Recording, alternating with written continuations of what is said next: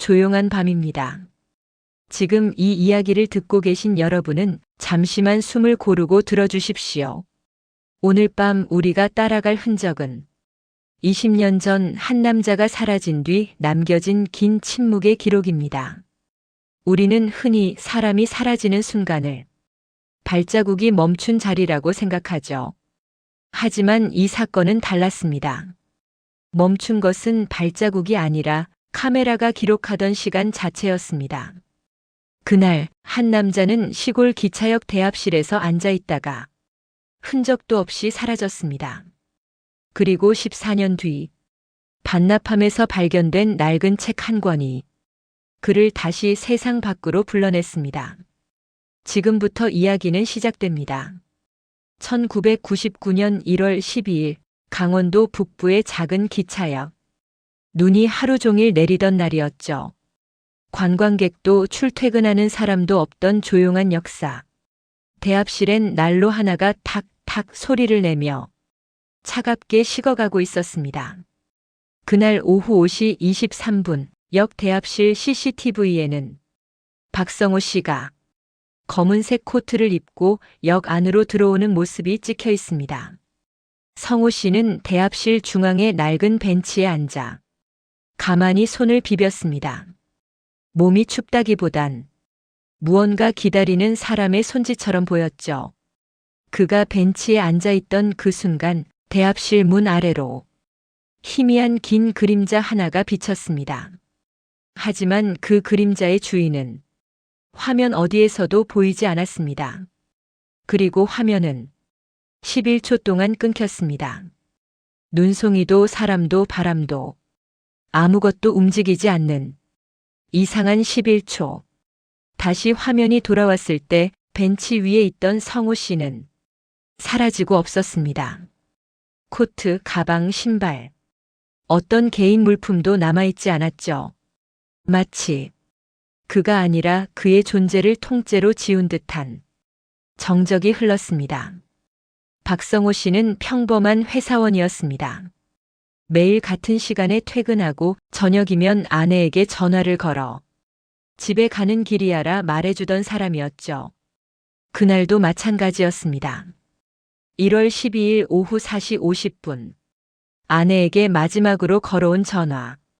오늘은 조금 늦어요. 눈 때문에 기차가 지연된다고 하네. 도착하면 다시 전화할게요. 아내는 그 말이 평소와 다르지 않아서 별 의심을 하지 않았다고 합니다. 하지만 집으로 돌아오지 않았습니다. 전화도 오지 않았습니다. 그날 밤 10시 아내는 경찰에 신고했죠. 경찰은 처음엔 성인 남성의 실종은 24시간 이후 접수 가능하다고 말했습니다. 하지만 아내는 확신했습니다. 남편이 자발적으로 사라질 사람이 아니라는 걸. 다음 날 오전 경찰은 기차역 CCTV를 확인했습니다. 그러나 대합실에서 찍힌 성호 씨의 마지막 장면은 화면이 멈춘 11초 직전이었습니다. 그가 사라진 그 순간은 어느 장면에서도 발견되지 않았습니다. 경찰은 말했습니다. 열차를 타고 떠났을 가능성이 높습니다. 하지만 열차는 그날 역에 도착조차 하지 않았습니다. 대합실 난방 기록엔 열차가 한 번도 역에 들어오지 않았다는 온도 변화 패턴이 남아 있었습니다. 즉 그는 기차를 타고 사라진 것이 아니라 기차가 오지 않은 상태에서 역 안에서 사라진 것입니다. 아내는 조사 과정에서 이런 말을 남겼습니다. 남편은 전화를 끊기 직전 뒤를 돌아본 것 같았어요. 누가 말했다는 듯이 작은 목소리가 들렸다고 그렇게 느껴졌어요. 경찰은 이를 착각이라며 기록하지 않았습니다. 하지만 아내는 지금도 말합니다. 그날 이후 집 현관 문턱 아래에서 이상한 그림자가 먼저 깔렸어요. 발보다 먼저요. 그 말은 기록되지 않았습니다. 경찰은 성호 씨의 실종 신고를 받고 가장 먼저 대합실 CCTV 원본을 확보했다. 문제의 11초. 대부분의 사람들은 CCTV가 끊긴다는 것을 기계적 오류라고 생각한다. 눈보라가 심해지거나 전선에 문제가 생기거나 녹화 장치의 노후 등. 하지만 그날 기차역 CCTV가 멈춘 시간은 오후 5시 27분 3초부터 5시 27분 14초까지 정확하게 11초였다. 눈보라 속에서도 역 외부 CCTV는 정상 작동 중이었다. 역무실 내부 CCTV도 문제 없었다. 멈춘 건 오직 하나. 대합실 중앙 카메라 하나뿐이었다. 이상한 건 그 다음이다. 문제의 11초 직후 화면이 다시 돌아오자 벤치 위에 놓여있던 신문지 한 장이 어디론가 사라져 있었다. 신문은 누군가가 가져갈 이유 없는 낡은 지방지였다. 성호 씨가 앉기 전부터 벤치 위에 놓여 있었고 그가 자리를 이동한 흔적도 없었다. 경찰은 바람이 날려갔을 것이라 했다. 하지만 그날 대합실 내부에는 단 한 번도 바람 센서 기록이 없었다. 이 기차역은 오래된 구조물이지만 난방 효율 때문에 문이 자동으로 닫히는 이중장치가 있었다. 바람이 들어올 틈 자체가 없다. CCTV는 신문지가 사라지는 모습도, 누가 치우는 장면도, 어디로 이동하는 흔적도, 단 한 프레임도 남기지 않았다. 경찰 기록엔 이 문구가 적혀 있다. 해당 11초간 프레임 손실 외에 비정상적인 움직임은 확인되지 않음. 하지만 화면에는 프레임 손실 대신 프레임 자체가 존재하지 않았다. 마치 그 시간 동안 카메라가 대합실을 보지 않았던 것처럼 수사팀은 대합실을 둘러보기 시작했다. 기차역은 직원 2명이 돌아가며 근무하는 작고 오래된 역이었다. 역무실도 대합실도 사람이 없으면 금세 쓸쓸해지는 구조. 역 근무자였던 정모 씨 당시 57세는 경찰에게 이렇게 말했다. 그분 벤치에 앉아 있었죠. 맞아요. 근데 그 뒤에 누가 서 있었던 것 같기도 하고. 경찰이 되물었다. 누가 서 있었다고요? 화면에는 아무도 없던데요. 정 씨는 고개를 천천히 저었다. 아니요. 사람을 본 건 아니고요. 그냥 등 뒤에 누가 그림자를 들이운 것 같은 느낌? 정 씨는 말끝을 흐렸다. 말로 설명이 잘 안 됩니다. 그냥 뭔가가 먼저 움직였어요. 그 사람보다. 경찰은 이 진술을 공식 조사 기록에서 제외했다. 피로로 인한 착각이라는 비고와 함께. 하지만 정 씨는 몇 년 뒤 다시 말한다. 맞아요. 사람의 그림자가 아니었어요. 사람이 움직이기 전에 먼저 움직이던 뭐라 해야 하나. 그런 흐름이 있었습니다. 그 말은 경찰이 다시 찾아왔을 때는 이미 무의미해져 있었다. 기록은 폐기되었고 당시 영상은 저품질 백업 한 장만 남아 있었다. 사건 후 3일째 되던 날 인근 마을에서 온 한 노인이 경찰서를 찾아왔다. 기차역 그 벤치. 거기에 사람 오래 앉으면 안 돼요. 경찰은 이유를 물었다. 노인은 잠시 침묵하다 말했다. 예전에 내 친구도 거기 앉았다가 집에 돌아오질 못했죠. 경찰이 언제였냐고 묻자 노인은 눈을 피하며 말했다. 아주 오래전입니다. 그러고는 구체적인 기억을 더 이상 말하지 않았다. 이제와 생각해보면 그는 단순한 마을 미신을 말한 게 아니었다. 이 노인이 말한 친구는 실제로 1970년대 후반 그 기차역 대합실에서 실종된 한 남성과 동일 인물임이 뒤늦게 확인되었다. 그 남자의 사건 기록 역시 흔적 없음. 단 한 줄로 종결되어 있었다. 대합실을 조사하던 한 형사는 이런 이야기를 남겼다. 벤치 주변이 뭔가 이상하게 조용했습니다. 기차역은 겨울이면 난로가 타는 소리, 기차가 지나가는 진동, 먼지 떨어지는 소리라도 들린다. 하지만 그날 대합실 한가운데는 아무 소리도 없었다. 벽에 붙은 달력 종이가 어느 순간 흔들리지 않는다는 걸 눈치채기까지 형사는 약 10분 정도 서 있었다. 그는 말한다. 공기가 사람 목소리가 안 들어가는 것처럼 벽까지 닫혀 있었어요. 그리고 혹시 이런 말 해도 되는지 모르겠지만 그 벤치 아래에서 뭔가가 올라오는 느낌이 있었습니다. 경찰은 이 진술 역시 공식 기록에서 제외했다. 그 이유는 형사가 개인적으로 느낀 감각적 착각이라는 사유였다. 하지만 이 형사는 사건 종료 후 해당 기차역 조사에서 빠졌다. 사유는 적혀 있지 않다. 사건 발생 후 지방경찰청 기술팀이 CCTV를 분석한 기록이 있다. 분석자가 남긴 메모. 화면이 멈춘 순간 벤치 아래 그림자의 각도가 전과 다르다. 즉, 성호 씨가 벤치에 앉아 있던 그 시점에서 그의 그림자가 움직이지 않은 상태였는데 정지된 영상의 바로 직전과 직후 그림자의 방향이 다르게 기록되어 있었다. 사람이 움직여야 그림자가 움직인다. 하지만 사람은 움직이지 않았다. 경찰은 성호 씨 사건을 재조사하면서 기차역 주변에서 과거 실종 사건이 있었는지 조사하기 시작했다. 그중 1978년 기록 한 건이 눈에 띄었다. 기차역 대합실에서 갑자기 사라진 50대 남성. 흔적 없음. 가족 연락 두절. 자발적 실종으로 종결. 사건 장소, 시간대, 실종 방식. 모두 성호 씨 사건과 유사했다. 다만 그 기록은 A사 한 장에 불과했다.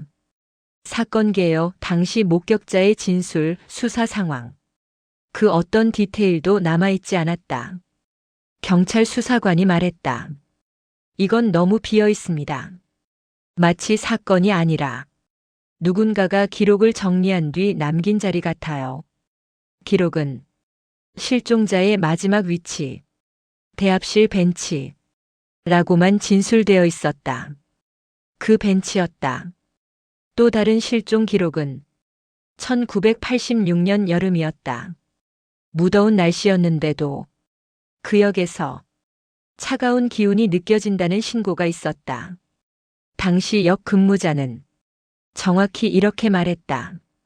벤치 아래가 마치 어둠이 고여 있는 것처럼 까맣게 보였습니다. 경찰은 이 진술을 피로로 인한 착시라고 결론냈다. 하지만 당시 기차역을 지나다던 한 농부가 후에 남긴 증언은 더 섬뜩했다. 저기 벤치 아래 발이 아닌 무언가가 먼저 움직여 다니는 걸 봤습니다. 농부는 술 취한 상태로 보였고 경찰은 기록에 남기지 않았다. 그러나 그 농부는 그날 이후 역 근처에 다시 나타나지 않았다. 1994년 기차역에서 야간 근무를 하던 여성 역무원이 근무 일지를 남겼다. 대합실 중앙구역은 바람이 들어오지 않는다.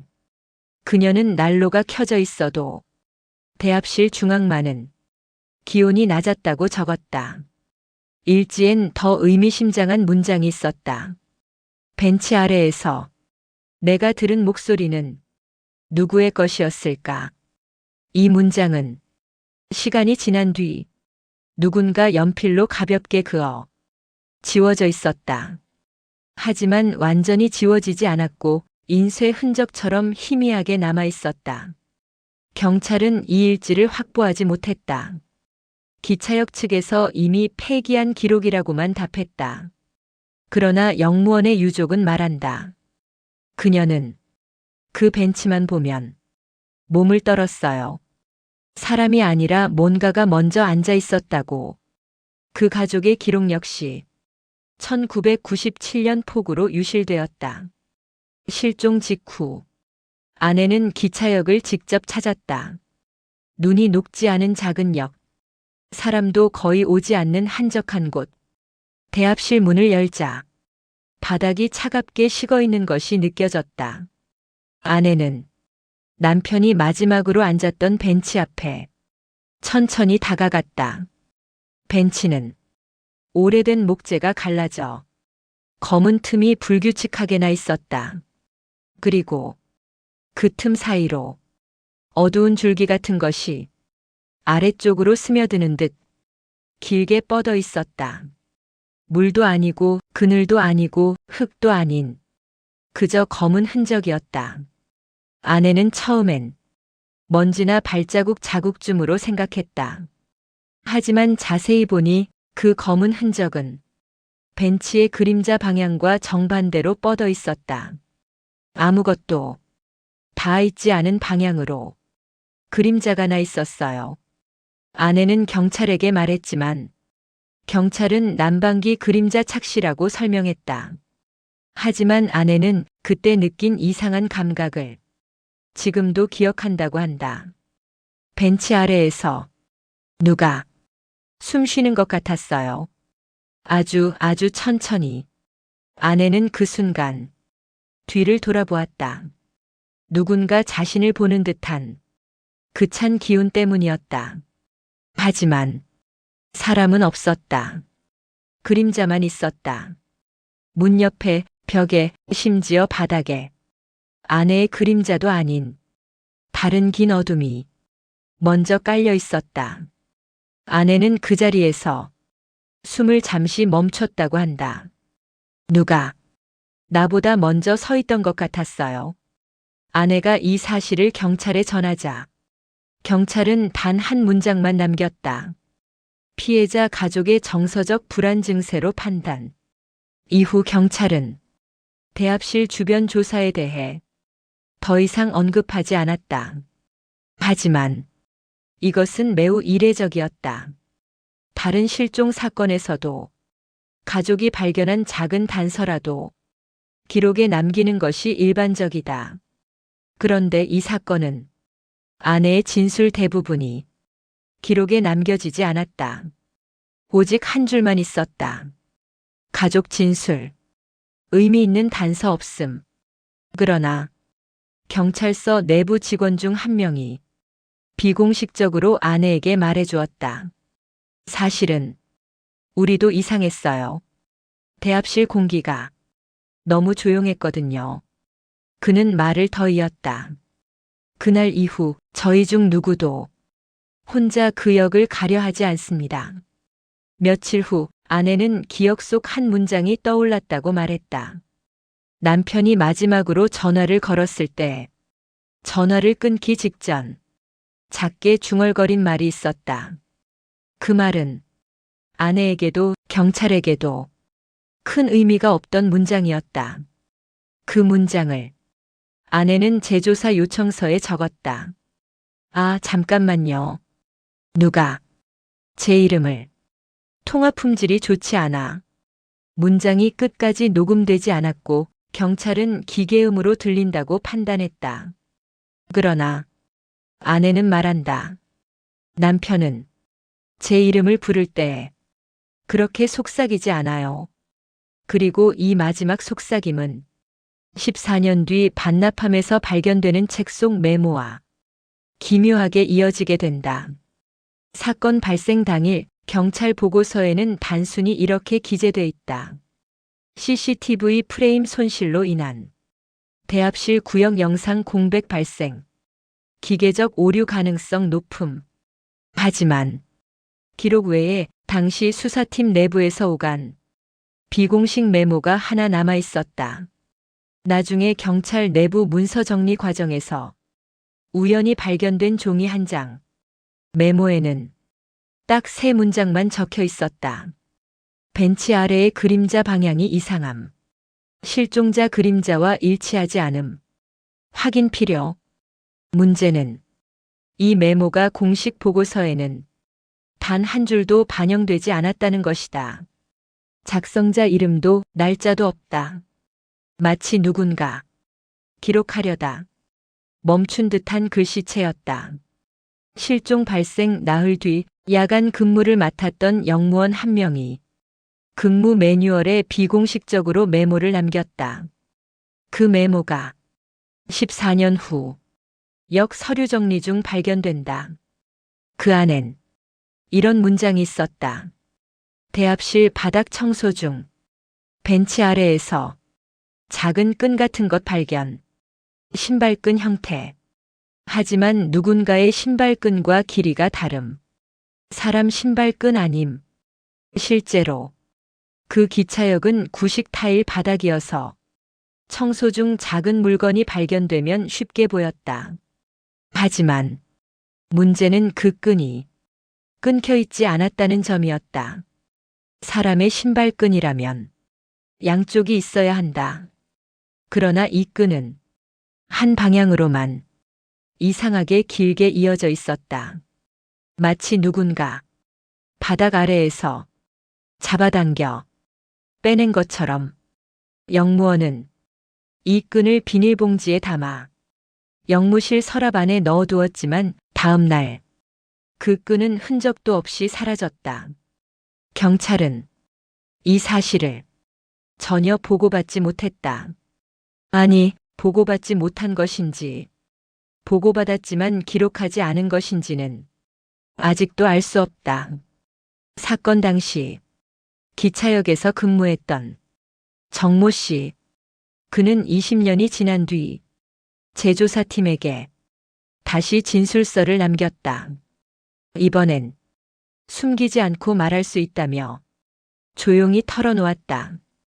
그날 성호 씨가 앉았던 벤치 아래에서 누가 기어나오는 것 같았습니다. 진술서를 읽던 수사관은 표정을 바꾸지 않은 채 그에게 되물었다. 사람이었습니까? 정 씨는 고개를 저었다. 아니요.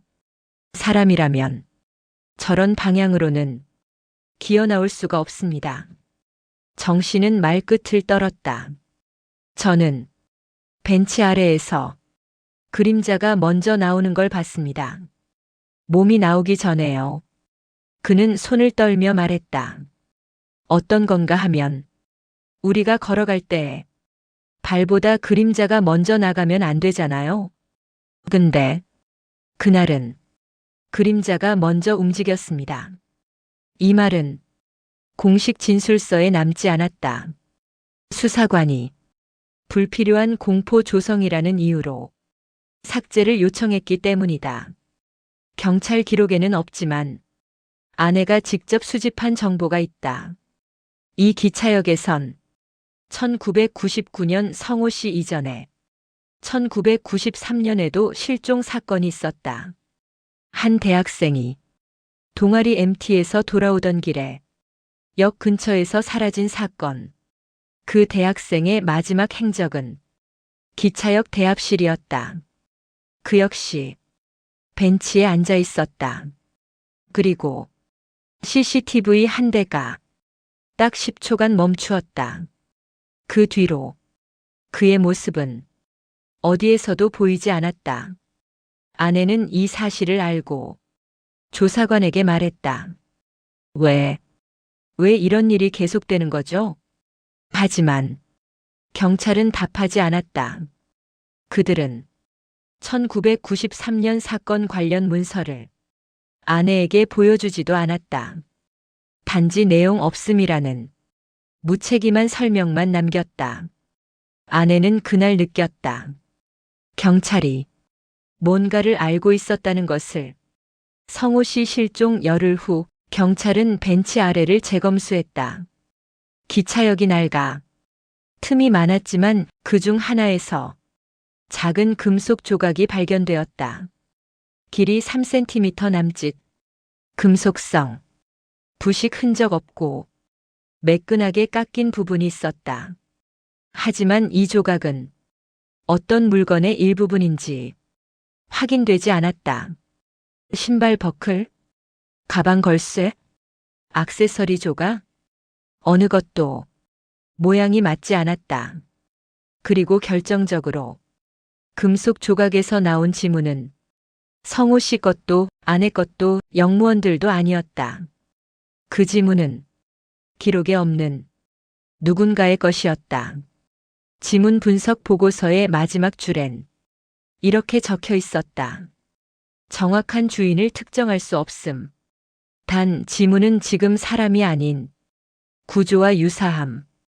이 문장은 보고서 인쇄 직후 형광펜으로 지워졌다. 누가 지웠는지 왜 지웠는지는 알 수 없다.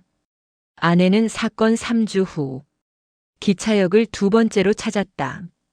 그날은 눈도 비도 내리지 않는 이상하게 고요한 밤이었다.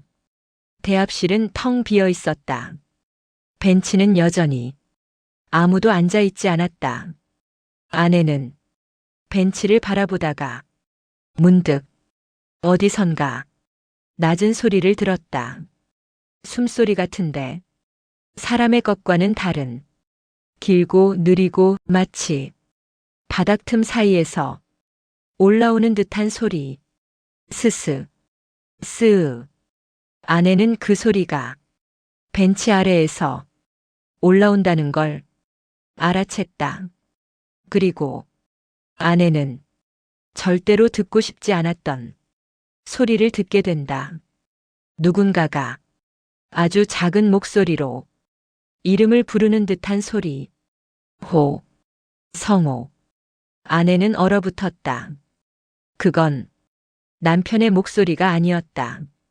남편보다 더 낮고 더 오래된 어떤 존재의 목소리였다. 아내는 뒤도 돌아보지 못한 채 천천히 벤치에서 멀어졌다. 그 순간 아내의 발보다 먼저 바닥에 어두운 선 하나가 스르륵 길게 기어가는 것이 보였다. 아내는 말했다. 그때 제가 걷기 전에 그림자가 먼저 움직였습니다. 아내는 그날 이후 기차역에 다시 가지 않았다. 경찰도 추가 조사를 중단했다. 사건은 미해결 실종으로 종결되었다. 그리고 14년이 흐른다.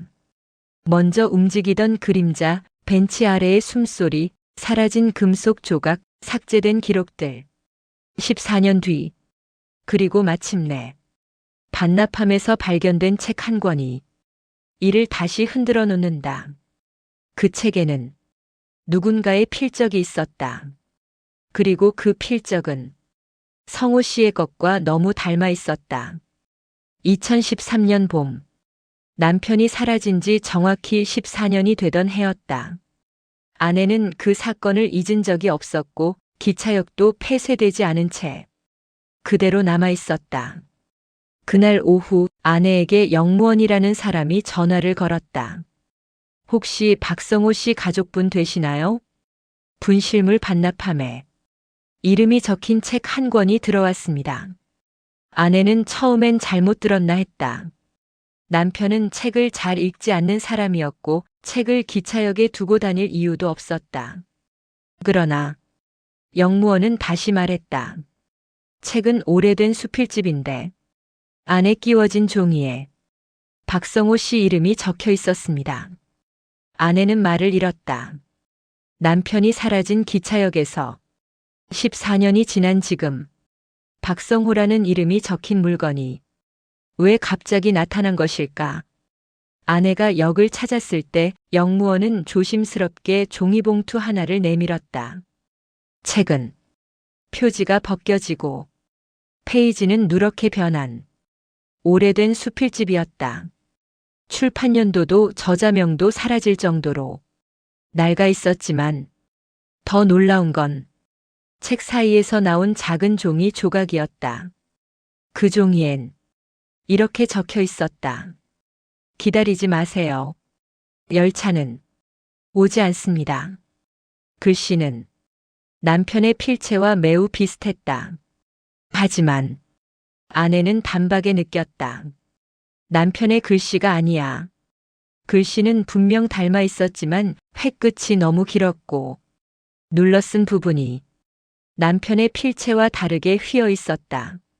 아내는 떨리는 목소리로 물었다. 이 책 누가 반납한 건가요? 영무원은 고개를 저었다. 몰라요.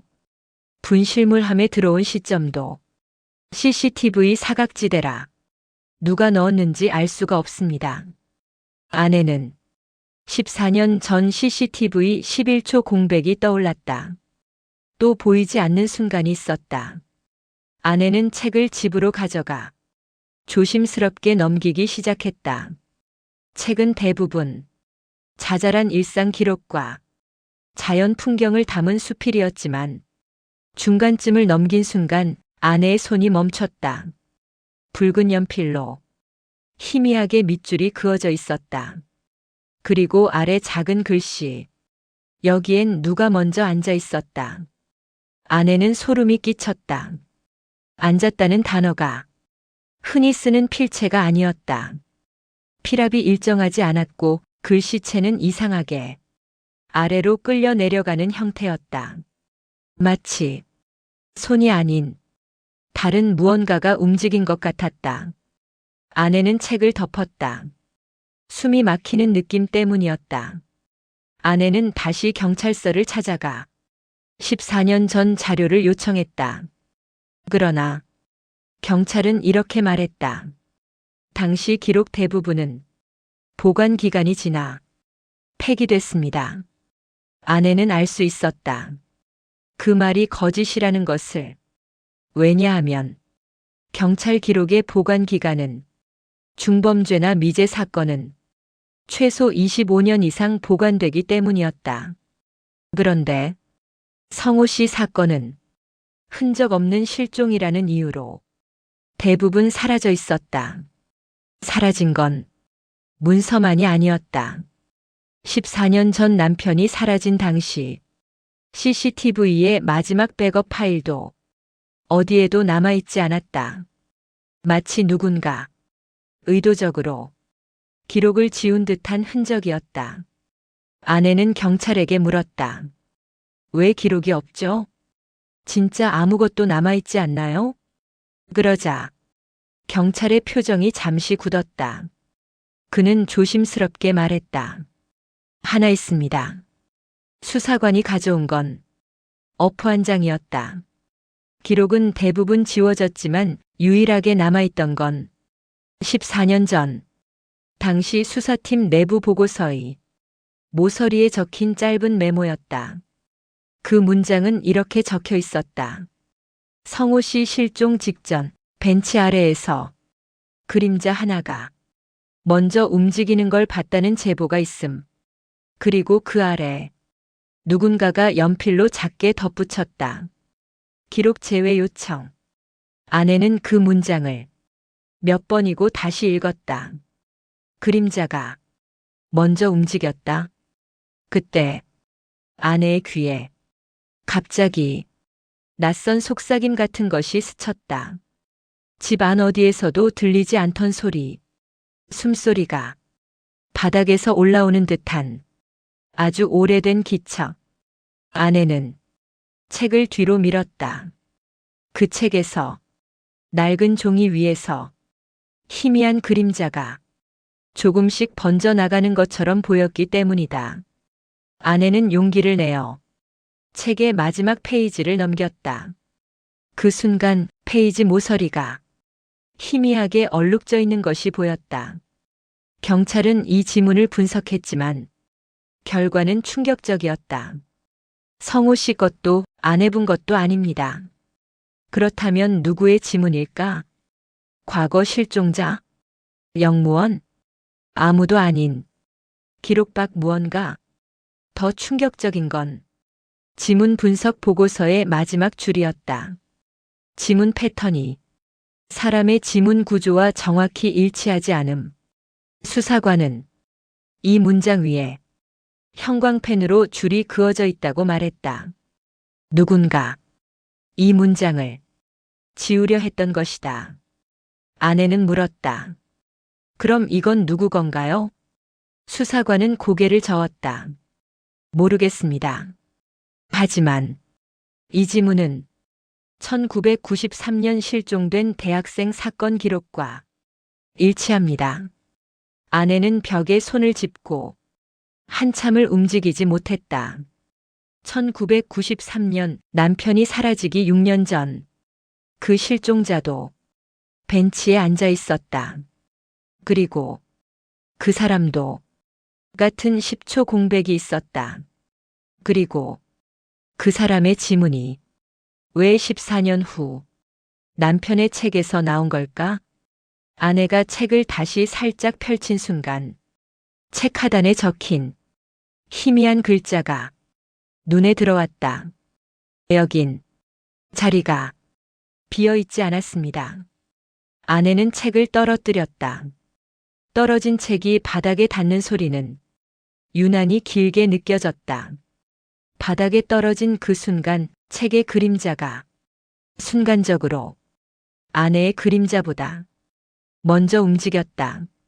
아내는 떨어졌던 책을 다시 집어들었다. 이상한 점이 또 하나 있었다. 아까 봤던 문장, 여긴 자리가 비어 있지 않았습니다. 그 글자가 조금씩 번지고 있었다. 아내는 처음엔 눈에 착시라고 생각했다. 하지만 종이를 가까이 들여다보니 글씨 획 끝에 희미한 선이 하나 더 있었다.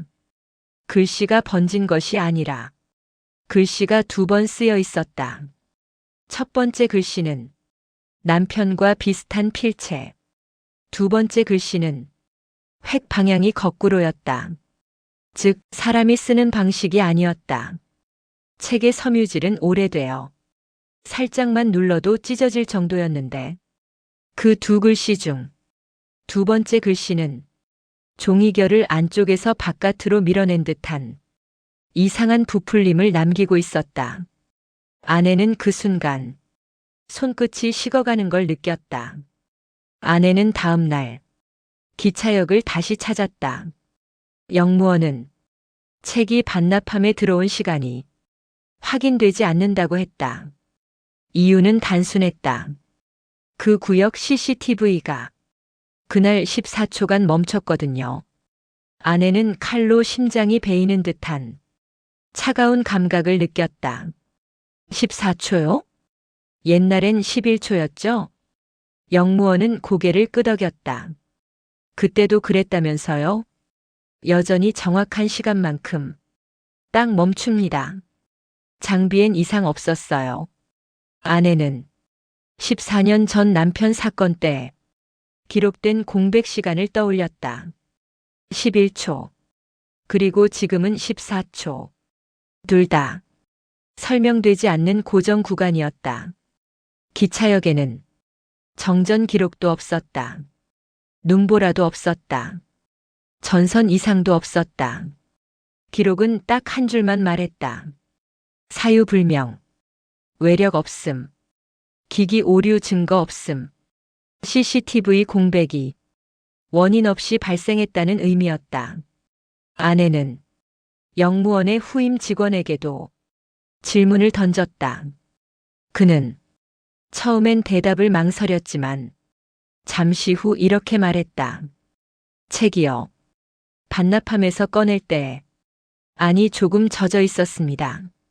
아내는 눈을 크게 떴다. 비 내렸나요? 아니요. 비도 눈도 전혀 안 왔어요. 분실물함 안이 젖을 이유도 없었고요. 직원은 목소리를 낮췄다. 근데 책이 젖어 있던 자리가 약간 검은 자국이 났었습니다. 검은 자국. 아내는 그 단어를 즉시 기억해냈다. 14년 전 남편이 사라진 뒤 벤치 아래서 봤던 검은 흔적. 그와 너무 비슷했다. 그날 밤 아내는 책을 다시 읽기 시작했다. 책은 중반부로 갈수록 글이 어긋나 있었다. 특히 52페이지에서 문장 하나가 정렬에서 크게 벗어나 있었다. 수필 문단은 일반적으로 왼쪽 정렬인데 그 문장은 기묘하게 아래로 미끄러지듯 떨어져 있었다. 아내는 이 문장을 2번 다시 읽고 싶지 않았지만 읽지 않고도 그 의미를 알고 있었다. 남편이 앉았던 대합실 중앙의 벤치. 그 벤치가 이상하게 흔들렸다는 14년 전 영무원의 비공식 진술. 몸이 아닌 그림자가 먼저 움직였다. 그 말이 머릿속에서 되살아났다. 아내는 책을 닫으려 했지만 페이지가 잘 넘어가지 않았다. 왜냐하면 페이지 모서리가 마치 손에 달라붙은 것처럼 미세하게 끈적였기 때문이다. 그 끈적임은 물기가 아니라 차갑고 미세한 어둠 같았다. 아내는 경찰서 문서 보관실을 찾아가 왜 기록이 사라졌는지 물었다. 문서 담당자는 아주 이상한 말을 했다. 기록을 누가 삭제한 것 같은 흔적은 없습니다. 아내가 되물었다. 그럼 누가 가져간 건가요? 문서 담당자는 고개를 천천히 저었다. 그것도 아닙니다. 기록을 가져간 사람도 삭제한 사람도 없었습니다. 아내는 혼란스러웠다. 그럼 기록이 어떻게 사라졌죠? 문서 담당자는 잠시 말을 멈췄다. 그리고 이렇게 말했다. 남아있던 파일 자체가 빈 상태였습니다. 아내는 이해하지 못했다. 문서 담당자의 설명은 이랬다. 문서 파일은 존재했다. 파일 이름도 그대로였다. 날짜 기록도 남아있었다. 그런데 파일을 열면 아무 내용도 없었다. 처음부터 아무것도 적히지 않은 파일이 14년 동안 문서함 속에 있었다는 것. 아내는 차갑게 떨렸다. 아내는 영무원에게 책이 들어온 날 찍힌 반납함 주변 사진이 있는지 물었다. 영무원은 처음엔 사진이 없다며 거부했지만 잠시 후 망설이며 USB 하나를 꺼냈다. 사실 이 사진 때문에 그냥 묻어두려 했습니다. 아내는 USB를 받아 집으로 돌아와 열어보았다. 사진은 반납함 바로 앞 바닥을 찍은 것이었다. 반납함 그림자가 오른쪽으로 드리워져야 하는데 사진 속 그림자는 왼쪽으로 뻗어 있었다. 빛의 방향은 변하지 않았는데 그림자만 움직인 것이다. 그리고 그 옆엔 작은 금속 조각처럼 보이는 부스러기 하나가 또 있었다. 14년 전 벤치 아래에서 발견된 것과 매우 비슷한 모양이었다. 아내는 숨을 들이켰다. 이건 남편 사건 때 나온 조각과 같은데요. 영무원은 입술을 깨물며 말했다. 맞아요. 그래서 기록을 안 남겼습니다. 경찰도 이 사진을 원하지 않았어요. 아내는 물었다. 왜요? 영무원은 고개를 떨구었다. 그날 그림자가 반대로 움직였거든요. 아내는 다시 책을 펼쳤다. 한 장을 넘기자 시계의 초침이 이상하게 멈춘 것 같았다. 아내는 시계를 바라보았다. 초침은 정확히 11초 동안 움직이지 않았다. 남편이 사라진 날과 똑같은 시간이었다. 아내는 시계를 흔들었다. 초침이 다시 움직였다. 그 순간 책장 모서리가 아주 미세하게 스스로 들리는 듯 사하고 올라갔다. 아내는 책을 덮으며 입술을 떨었다. 왜? 똑같은 시간이죠? 책 속에서 한 문장이 빛을 비추듯 드러났다. 여기는 항상 비어 있어야 했습니다. 그리고 그 아래 남편의 필체와 다른 낯선 글씨체가 이어졌다. 하지만 먼저 온 사람이 있었습니다. 아내는 다시 경찰서를 찾아갔다. 이번엔 단순한 자료 요청이 아니라 1993년 실종자의 파일을 직접 확인하기 위해서였다. 하지만 경찰은 기록이 없다고 했다. 93년도 기록은 오래돼서 보관이 안 돼 있습니다. 아내는 책상 위에 놓인 분실물 책 내부에서 발견한 지문 보고서를 보여줬다. 이 지문이 누구 것인지 경찰이 직접 말했습니다. 93년 실종자와 일치한다고. 경찰은 그제야 말문이 막혔다. 한참 뒤 담당자는 서랍 안쪽 깊은 곳에서 오래된 봉투 하나를 꺼냈다. 이건 사본도 없고 원본만 남아 있습니다. 아내는 봉투를 열었다. 안에는 A4 종이 단 한 장. 1993년 역 실종 사건. 대학 2년생 이모 씨 23세. 마지막 목격 대합실 벤치. 그날의 흔적은 이미 1993년에도 존재했다. 아내는 다시 기차역을 찾았다. 이번엔 벤치 위치를 확인하기 위해서였다. 영무원은 말했다. 벤치는 20년 동안 한 번도 옮긴 적 없습니다. 하지만 14년 전 사진과 현재 대합실 좌표를 비교하자 이상한 점이 하나 있었다. 벤치는 처음 놓여있던 자리보다 왼쪽으로 7cm 이동해 있었다. 누가 옮겼을까? 영무원은 단언했다. 아무도 건드린 적 없습니다. 그렇다면 7cm의 이동은 어디서 비롯된 걸까? 더 충격적인 건 사진 속 벤치 그림자의 방향이 현재와 달랐다는 점이다. 같은 구조물, 같은 형광등, 같은 위치인데 그림자의 방향만 정확히 반대로 뻗어 있었다. 아내는 조용히 말했다. 이건 누가 옮긴 게 아니네요. 그녀의 시선은 벤치 아래로 향했다. 마치 벤치가 스스로 움직인 것처럼 보였다. 아내는 14년 전 남편 사건에서 나온 작은 금속 조각 사진을 들고 경찰서 감식반 출신 전문가를 찾아갔다. 전문가는 사진을 한참 보더니 말했다. 이건 신발끈의 금속 팁이 아닙니다. 가방 버클도 아니고요. 목걸이 조각도 아닙니다. 아내가 되물었다. 그럼 뭐죠? 전문가는 종이를 가져와 형태를 그려보며 말했다. 이런 구조는 사람이 사용하는 제품에서 보기 힘든 구조입니다.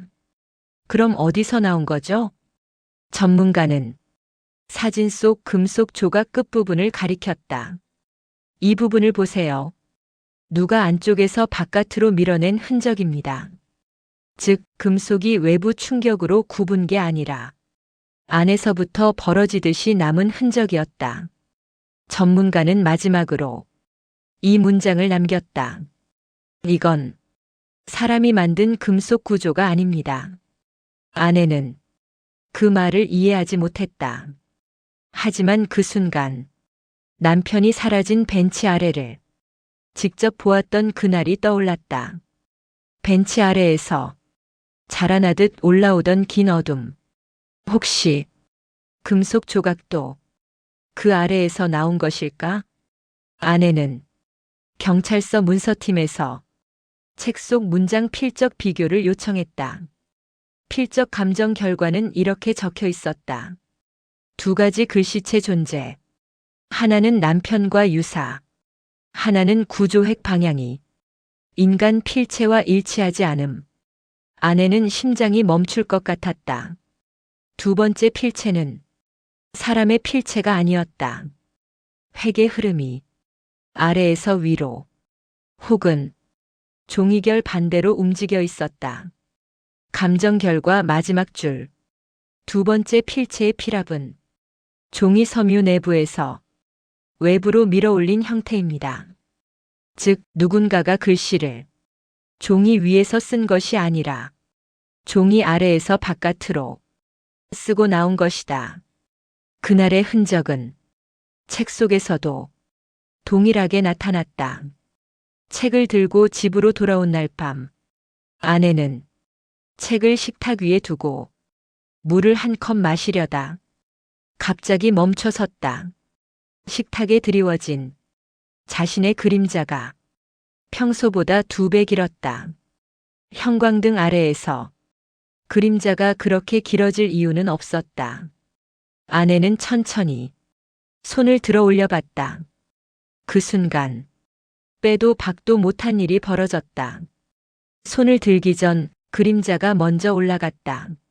아내는 호흡이 멈춘 것처럼 가슴을 움켜쥐었다. 그 장면은 14년 전 남편이 사라진 그 벤치에서의 상황과 똑같았다. 아내는 뒤돌아보며 중얼거렸다. 같은 거야. 그날과 똑같은. 다음 날 아내는 책을 다시 펼쳤다. 87페이지 아래쪽. 미세하게 눌린 글씨가 있었다. 눈을 가까이 대고 보자. 그 글씨는 분명히 읽혔다. 1993년 실종된 대학생의 이름이었다. 그리고 그 아래 또 하나의 글씨. 여기 저는 혼자가 아니었습니다. 아내는 손을 떨며 페이지를 넘기려 했지만 책장이 달라붙은 듯 쉽게 넘어가지 않았다.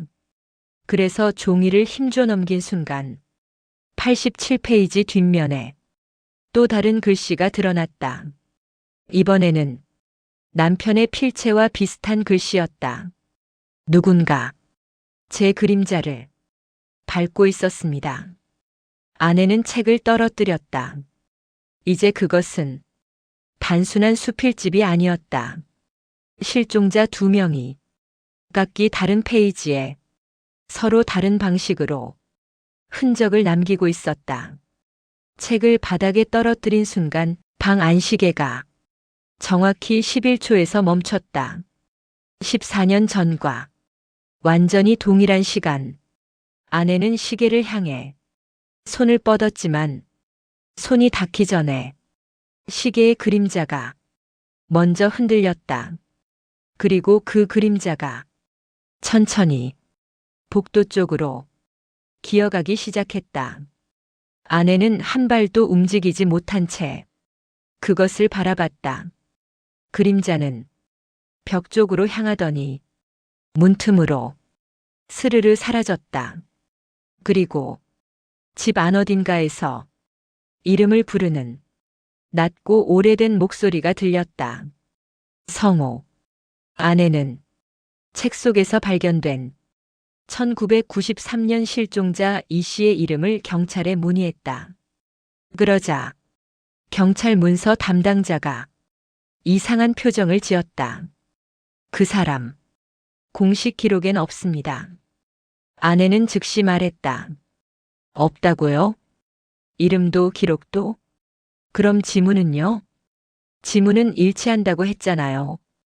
담당자는 한참을 망설인 끝에 마지못해 말을 꺼냈다. 기록은 있었어요. 그런데 삭제된 게 아닙니다. 기록 자체가 처음부터 없던 것처럼 되어 있습니다. 아내는 숨이 막혔다. 그럼 1993년에 실종된 사람은 애초에 없는 사람인가요? 담당자는 고개를 저었다. 아닙니다. 분명히 실종됐습니다. 그런데 기록이 남아있지 않은 사람입니다. 아내는 그 표현이 문득 책 속 문장과 겹쳐 보였다. 여기는 자리가 비어 있어야 했습니다. 하지만 먼저 온 사람이 있었습니다. 그날 이 흔적은 기록 속에서도 누군가를 존재하지 않는 사람으로 만들고 있었다. 아내는 집으로 돌아와 조심스레 책을 펼쳤다. 책장을 넘기며 단어 하나하나를 손전등으로 확인하는데 101페이지에서 처음 보는 글씨체가 나타났다. 그것은 남편의 필체와도 1993년 실종자의 필체와도 전혀 달랐다. 획이 지그재그로 비틀렸고 글씨가 종이에 눌리는 게 아니라 종이를 아래로 끌어당긴 듯한 형태였다. 내용은 짧았다. 나는 그들과 함께 있었습니다. 아내는 혼자 중얼거렸다. 그들. 세 번째 글씨는 총 3단어였지만 획 흐름이 분명히 사람의 것이 아니었다. 필적 감정으로도 설명할 수 없는 구조였다. 글씨가 종이를 파고 들어갔다가 다시 나온 것처럼 보였다. 그 순간 책등 부분이 아주 미세하게 숨쉬듯 들썩였다. 아내는 책을 내려놓았다. 이제 책엔 3명의 흔적이 있었다.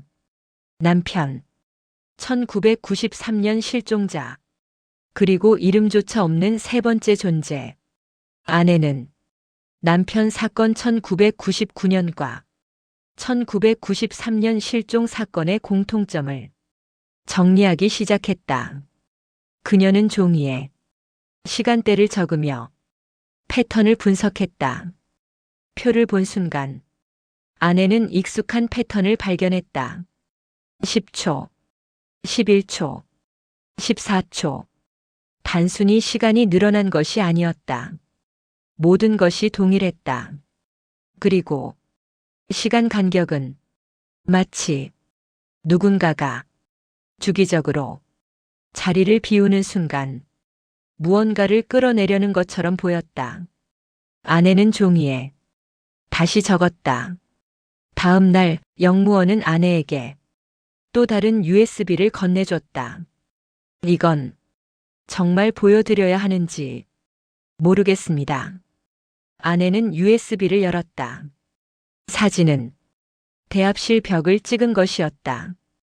그런데 벽에는 조명이 없는 방향에 사람 실루엣이 찍혀 있었다. 사진을 확대하자 글씨가 보였다. 앉아 있었던 자리. 아내는 그 말이 너무 낯익었다. 책 속의 문장과 정확히 같은 문장이었다. 책과 벤치와 벽 모두가 같은 말을 하고 있었다. 자리는 비어 있어야 했다. 아내는 경찰 기록에 없는 1993년 실종자의 가족을 직접 찾아갔다. 어머니는 오래된 상자를 꺼냈다. 상자에는 실종자 아들의 공책이 있었다. 그리고 그 공책 첫 페이지에 작은 글씨가 남아 있었다. 내 그림자. 누가 따라온다. 아내는 물었다. 그거 사라지기 전에 쓴 건가요? 어머니는 고개를 끄덕였다. 아이가 그 말만 반복했어요. 자기 그림자가 자기보다 먼저 움직인다고. 어머니는 손을 떨며 말했다. 근데 이 공책 경찰은 가져갔다고 했거든요. 근데 그게 다시 돌아왔어요. 그것도 빈 공책으로 아무 글자도 없이. 아내는 몸이 굳었다. 1993년 사건도 1999년 사건도 기록이 지워진 게 아니고 기록이 사라진 게 아니라 처음부터 아무것도 없던 것처럼 대체된 흔적이 남아 있었다. 아내는 책의 끝부분을 다시 펼쳐들었다. 마지막 페이지 상단에 묘하게 번진 글자가 있었다. 이 글씨는 세 번째 글씨였다. 사람의 것이 아닌 여긴 자리가 비어 있어야 했습니다.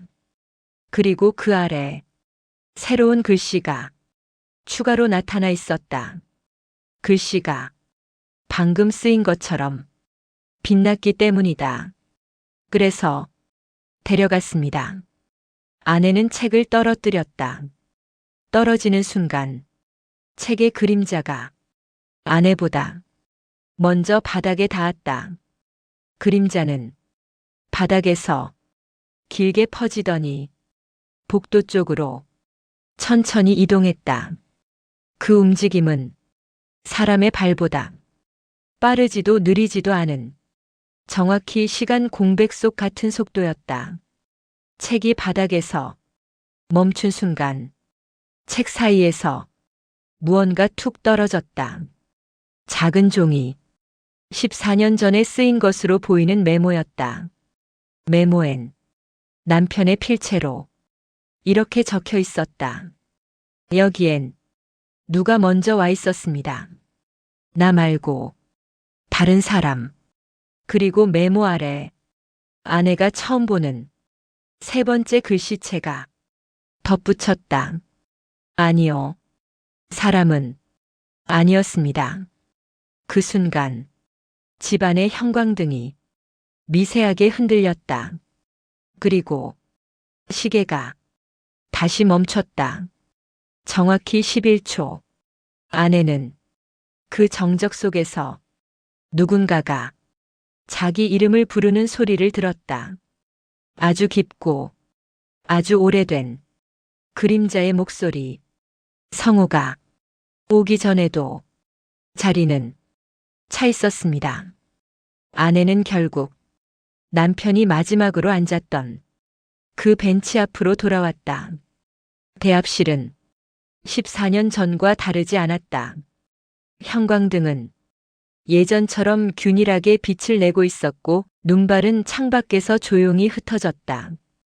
하지만 아내는 알았다. 이곳은 14년 동안 조금도 변한 적이 없는 장소가 아니었다. 오히려 매 순간 같은 장면을 다시 만들어내고 있는 장소였다. 아내는 벤치 앞에 서서 남편이 마지막으로 남겨둔 흔적을 살피기 시작했다. 벤치 목재 한쪽이 미세하게 부풀어 있었다. 손으로 눌러보자 부풀어 오른 결 사이로 희미한 흐름 같은 게 올라왔다. 바람도 아닌데 바닥에서 올라오는 차갑고 얇은 움직임. 아내는 벤치 아래를 바라봤다. 14년 전 사람이 아닌 그림자가 먼저 움직였다는 그 자리. 지금도 그곳은 그대로였다. 아내는 벤치 옆으로 무릎을 꿇었다. 바닥은 얼음처럼 차가웠다. 어둠이 바닥 표면 아래에서 물결처럼 흔들리고 있었다. 빛이 없는데도 그림자가 생기고 있었다. 그림자는 천천히, 아주 천천히 아내의 그림자를 따라오더니 어느 순간 아내보다 먼저 벤치 아래쪽으로 미끄러져 들어갔다. 아내는 뒤로 물러나며 숨을 삼켰다. 사람이 아닌 것이 사람보다 먼저 움직이는 장면을 처음으로 자신의 눈으로 본 것이다. 그때 대합실의 반대편에서 낯선 바람이 들렸다. 문틈이 조금 열리며 눈발이 들어오는 정도의 바람. 그러나 바람 소리가 아니었다. 아내는 그 소리가 사람의 목소리라는 걸 느낌으로 알아버렸다. 거기 앉아 있었어. 아내는 얼어붙었다. 목소리는 아내 뒤편 벽 쪽에서 들려왔다. 천천히 고개를 돌리자 벽에는 사람의 실루엣이 아닌 어둠의 형태가 기묘한 각도로 붙어 있었다. 그림자가 바닥에서 올라온 게 아니라 벽에서 내려오고 있었다. 아내는 뒷걸음질을 치며 손으로 가슴을 눌렀다. 그림자는 마치 누군가 오래전부터 그곳에 기대어 있었던 것처럼 움직이지 않았다. 아내는 용기를 내어 다시 벤치 앞으로 다가갔다. 벤치 한가운데 남편이 앉았던 정확한 위치에 손을 올렸다. 그 순간 차갑고 미세한 숨 같은 것이 느껴졌다. 따뜻한 숨이 아니라 깊고 오래된 바닥 아래에서 올라오는 숨. 아내는 손을 떼고 뒤로 물러났다. 그리고 그때 벤치 아래에서 낮게 깔린 목소리가 울렸다. 여기 앉았었어. 아내는 벽 쪽을 보지 않은 채 바닥만 내려다보았다. 그림자가 한 번 흔들렸다. 그리고 그림자가 가리키는 방향으로 천천히 길게 뻗어나가기 시작했다.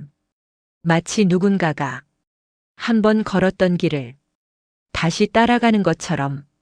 아내는 그 길이 남편이 사라지기 직전 무언가를 바라보고 움직이려 했던 방향이라는 걸 기억해냈다.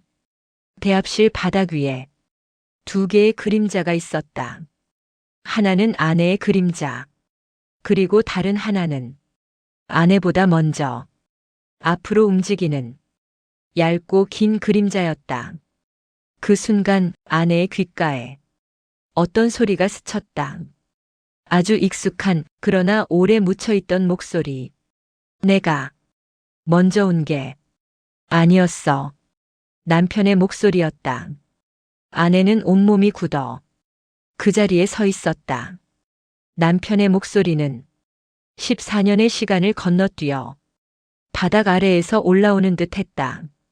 그리고 그 목소리 뒤에 또 다른 목소리가 이어졌다. 남편의 것이 아닌 말할 수 없는 낮고 깊고 오래된 음성. 여긴 비어 있어야 했다. 아내는 숨을 들이켰다. 두 번째 목소리는 사람의 목소리가 아니었다. 그건 그림자의 주인, 자리의 주인, 기록 밖에서 움직이던 존재의 목소리였다. 그리고 그 존재는 천천히 말을 이어갔다. 그래서 대신 앉아간 것이다. 아내는 그 다음 말이 무엇인지 듣고 싶지 않았다.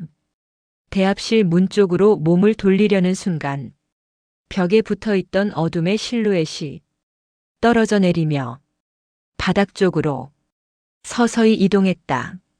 아내의 발보다 먼저. 그리고 아내는 느꼈다. 그림자는 움직이지 않는 것이 아니라 자리에서 일어나 누군가를 대신 데려가는 존재였다는 것을. 14년 전 남편이 앉았던 그 자리처럼. 아내는 눈을 질끈 감았다. 대합실 전체가 숨을 죽인 듯 조용해졌다. 그때 바닥 아래에서 마지막 목소리가 들려왔다. 14년 전 그 자리가 비지 않았어.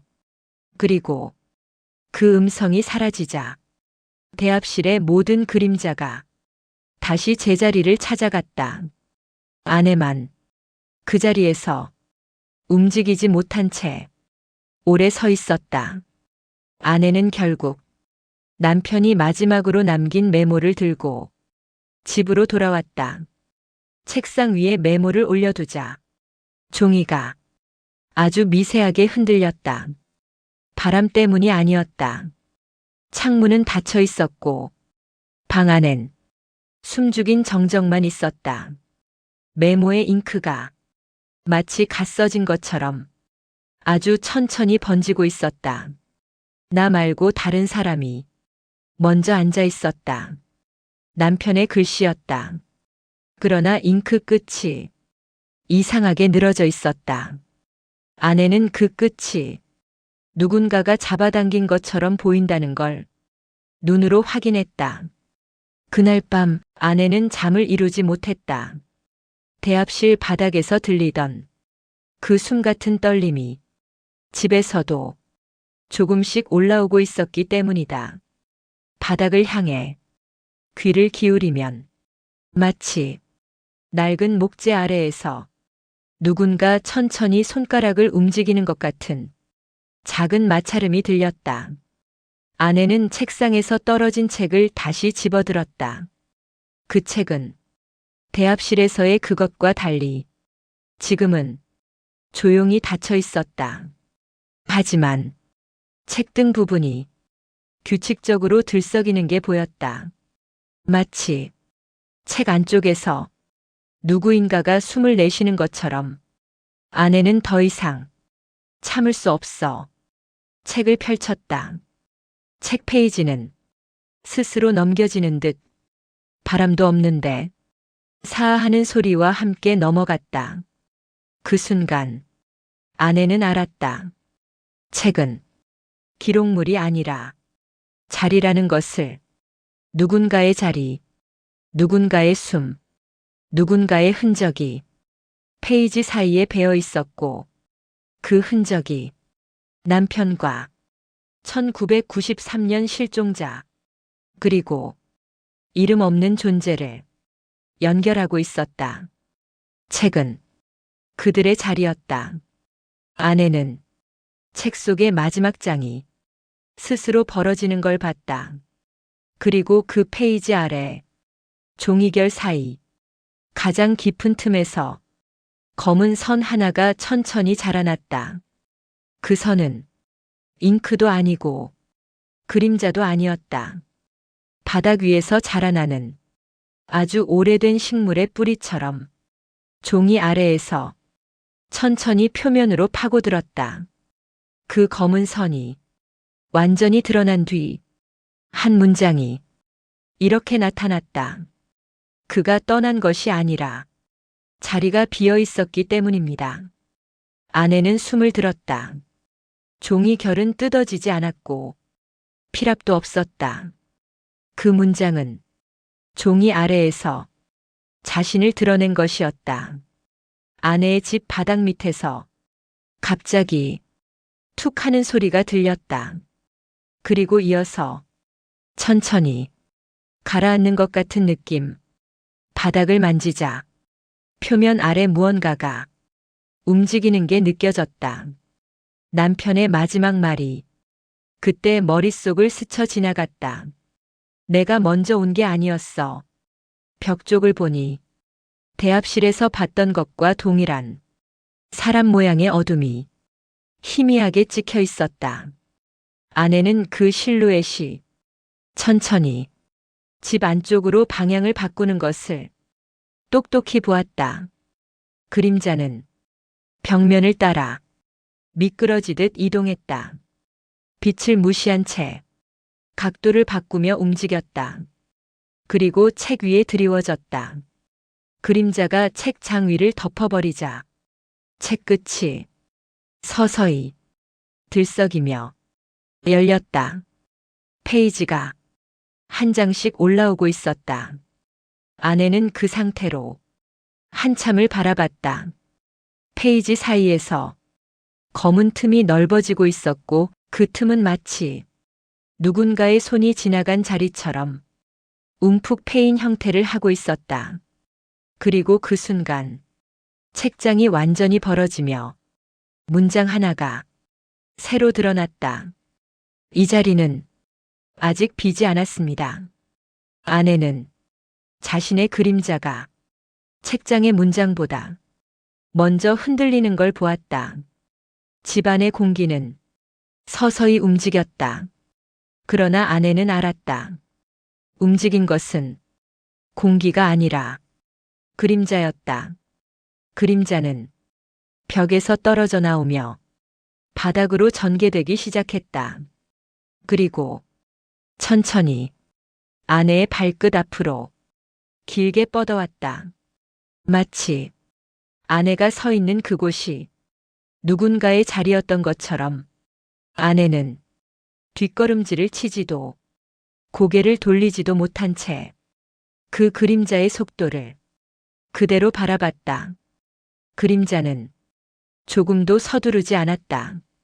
14년 전 남편이 사라질 때처럼 정확히 동일한 속도로 아내의 발보다 먼저 움직였다. 아내는 끝내 입을 다물지 못한 채 한 줄에 흔들리는 숨만 내쉬었다. 방 안은 조용했고 그림자만 제자리로 돌아갈 준비를 하듯 바닥 위에서 아주 천천히 자리를 잡고 있었다. 아내는 그 자리의 의미를 너무 늦게 이해했다. 자리가 비어 있지 않으면 누군가는 그 자리에 대신 남아야 한다는 것. 그리고 지금 그 자리는 아내가 서 있는 그곳이었다. 오늘의 기록은 여기까지입니다. 사라진 사람, 남겨진 자리, 그리고 그 자리를 먼저 스쳐간 무언가의 흔적. 우리는 그날의 어둠을 모두 이해할 수 없지만 단 하나 여전히 남은 질문이 있습니다. 그 자리는 지금은 누구의 것일까요? 밤의 서사는 당신과 함께 이 질문을 계속 기록해 나가겠습니다.